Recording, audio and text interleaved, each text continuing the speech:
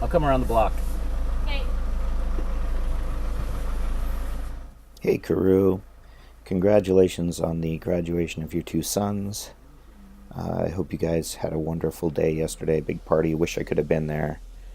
I'm glad Brad and Isaac were able to make it. Hope that was a fun surprise.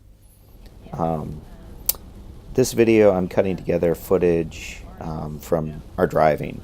And I think I've done this on many of the trips. But it's a nice background and I can talk about it a little bit. But I just basically wanted to say hi and tell you we made it back alive. So you can tell by my voice that it's like 4:30 in the morning right now. I've been awake for an hour and a half or so. We got home yesterday. It was a long, long trip home, as you, I'm sure, are well aware. So yeah, we arrived in Seattle yesterday afternoon at like 5 in the evening, and which is, I don't know, 1 in the morning uh, in where we had been in the UK. So we were pretty tired, and we stayed up till 7 and then crashed. And I ended up sleeping till 2 in the morning, which was pretty good. And then got up and we drove home. We left a little before 6 and ended up getting home around 10:30 yesterday morning, and just dragged around the house all day trying to figure out what to do. I managed to stay up till 8 o'clock last night, and I slept, like I said, until like 2:30 or so, and then I just laid in bed. But finally, I just had to get up. I'm going to go for a walk with Scott here in about an hour. But the footage you're seeing here is obviously that's Carnarvon Castle that we're driving by. Um, but I mixed in like these narrow country roads and interesting exchanges with other drivers, and as well as when we're driving in these towns where there are castles or something.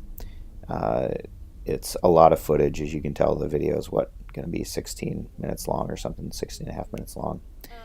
Um, Guardians. but there was a lot of struggling to figure out where to go, as you're seeing right here.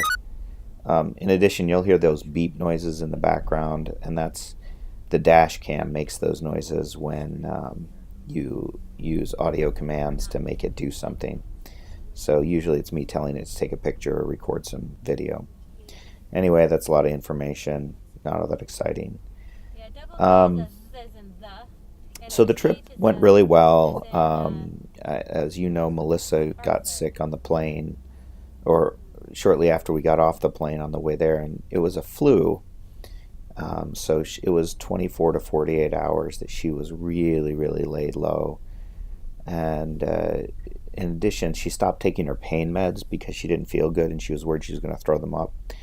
And she was in a lot of pain because of that, which I think aggravated the whole thing.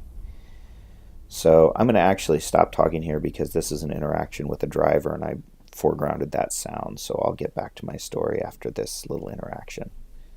Um,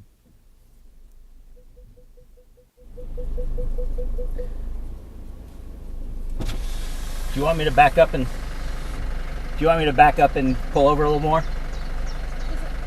The stone comes out here, so I'm as far over as I Okay, can. I'll back up and Just a little bit. pull over. Yeah. Just 6 inches would be great. Okay. Sorry. Don't worry.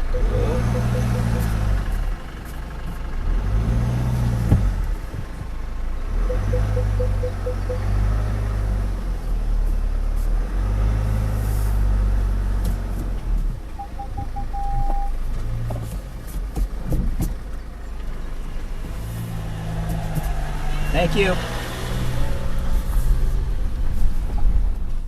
So you probably can't tell, but I'm driving a big van in this picture. It's like a full-sized van, 9 passenger plus. I guess it's only 8 passenger because there's no center seat in the front, but plus luggage. So it's a big vehicle. It's a big boxy vehicle, and on these roads, it was a little challenging.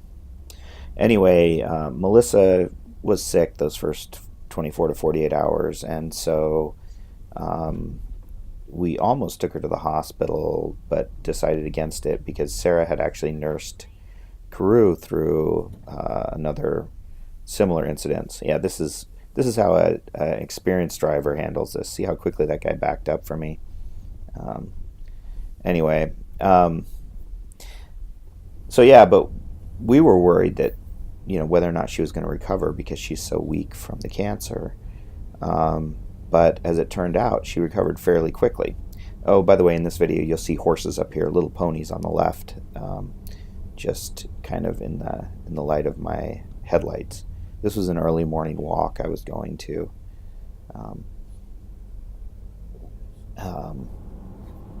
So yeah, once Melissa started feeling better, we kind of fell into this rhythm where I would get up early in the morning and go somewhere. And actually, the two videos you're seeing here side by side were taken a few days apart, and the one on the bottom was taken first.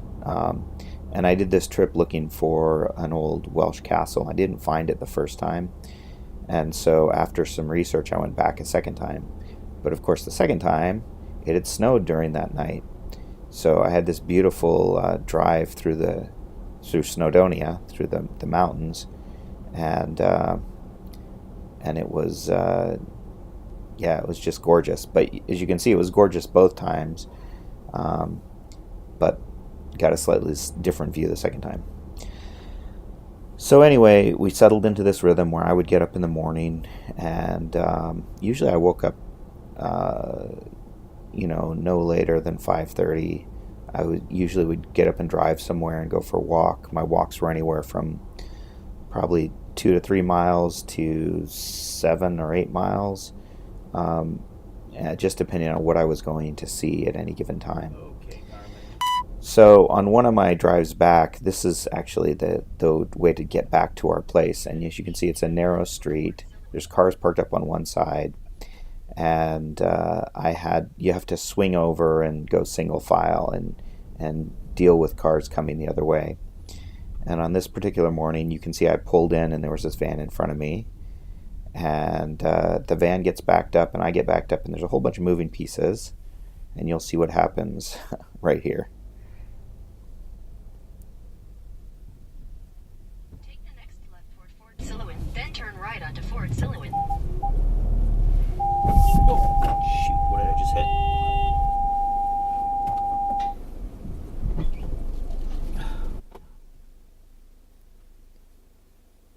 So yeah, there was a motorcyclist who came up behind me, and as you can tell, she was really close behind me. She was right on my bumper. So I moved, had to be less than 5 feet backwards, and my bumper went up on the top of her front wheel. But luckily, I wasn't moving very quickly. And as you can see, there's a dog coming in from the right. There's a car coming in front of me. There's a million moving pieces here, and this is fairly standard for the way people deal with this, and you can tell nobody seems to even care that I just hit this motorcyclist. They're all just going about their business and waiting for me to get out of the way. So that's what I eventually did here, and then I had a nice conversation with her.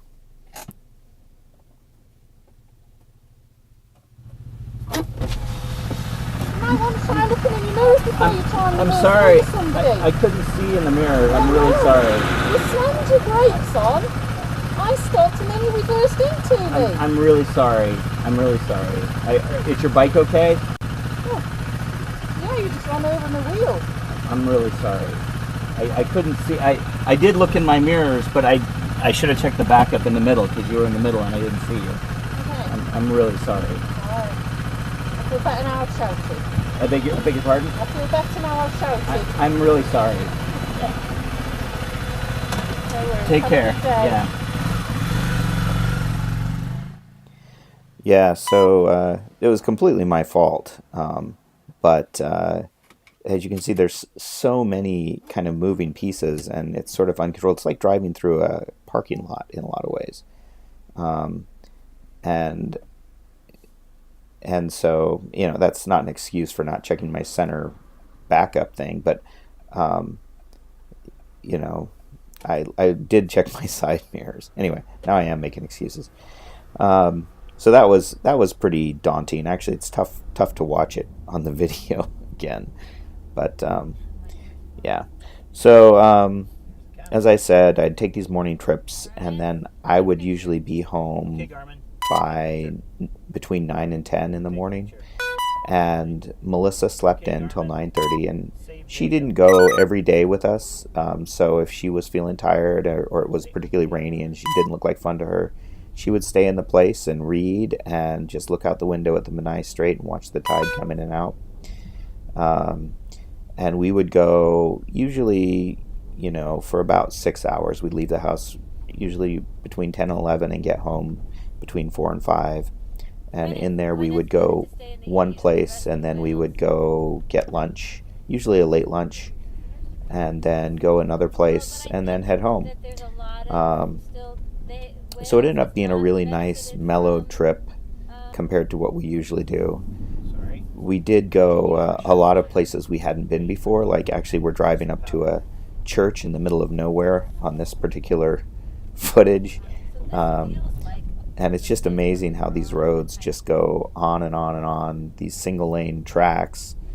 And you just, hope you don't run into someone. And if you do, you've seen how you deal with it. You back up, you find a wide spot. So yeah, it was super fun. You can almost, I guess you can't see the church over the hill. Oh, there's the church. You can see it up there. But it was a good visit. Oh, guys, here we go.